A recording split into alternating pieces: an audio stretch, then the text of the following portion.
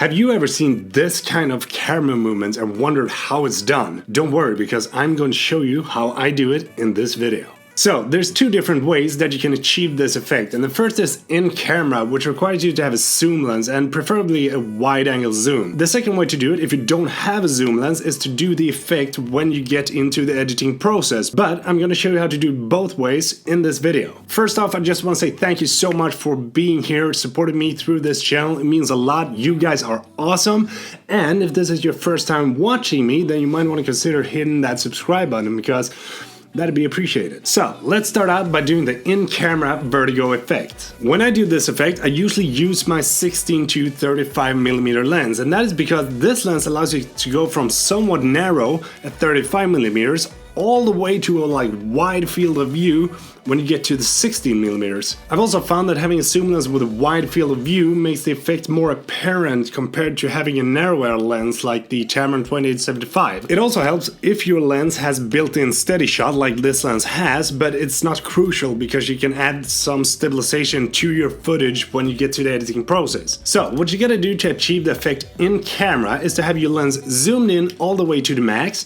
and then you're gonna move forward slightly and then zoom out at the same time as you're moving forward, so that you get the exact same movement moving forward as you are zooming out. This will give you the vertigo look that your subject is standing in place but the background is moving further away. When I do this effect, I hold the camera steadily with both hands, and then I take my left thumb and place it onto the actual zoom ring.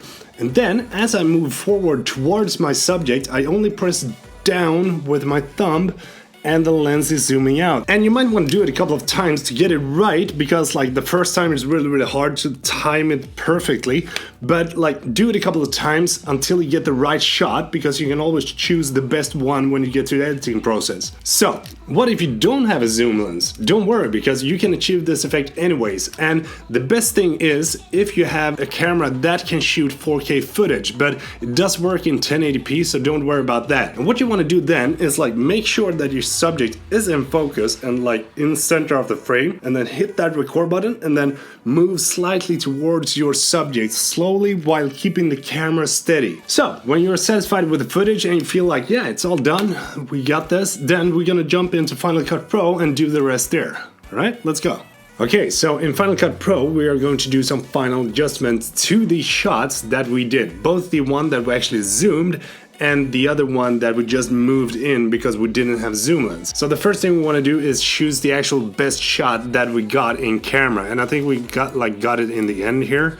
So we're going to choose this, and then we're going to drag it to our timeline. So we're going to split the clip right here. We're going to hit B to get the blade tool, and then we're going to hit A to get the select tool, and then we're going to hit backspace to remove that. So we've played this back. We got a short sequence of a vertigo effect, but as you can see, it's a little bit unsteady. So what we want to do is add some stabilization to the actual clip, and to do that we want to go all the way to the right, and then we're going to choose stabilization, and we're going to hit that checkbox. And now it's analyzing for dominant motion, is it jiggling up or down or sideways, or what is going on? When the rendering is done, we're gonna change the actual method used. So we're gonna choose the method and we're gonna switch from automatic to inertia. And if we look back at the footage now, it looks way smoother than without the stabilization.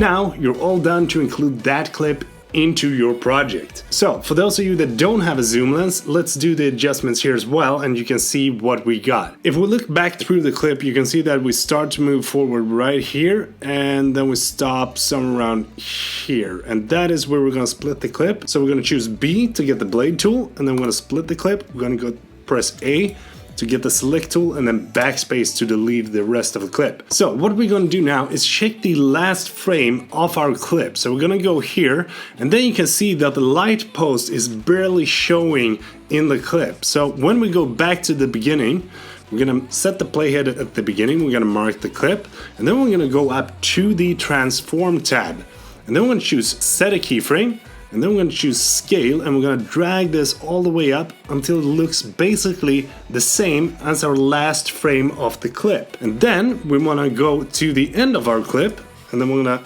mark the clip, and we're going to set a keyframe here, and then we're gonna drag the slider all the way back to 100. And when we play this back now, we got the same effect without having a zoom lens.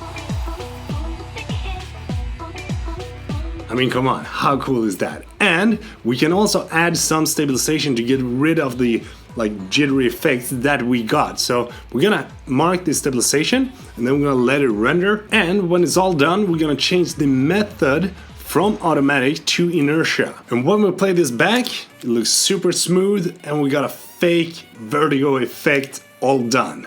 And that is how you can do the vertigo effect both in camera and in Final Cut Pro. Thank you so much for watching. I really hope that you enjoyed the video, and if you did, make sure you give it a thumbs up, and don't forget to hit that subscribe button as well, because it does make a difference and it's really appreciated. Thank you so much for being here. Until next time, take care. I really need to go to the barber again, because now it's been like 4 weeks since I was there the last time, so I really think I need to go. But yeah, I guess maybe we should change the colors on the background. Like, if you're watching this right now, then you're watching like all the way until the end of this video, and if you do, I would like you to drop a comment on what colors you would like to see in a future video. Like, do it right now. Anyway, thank you so much for watching, and see ya.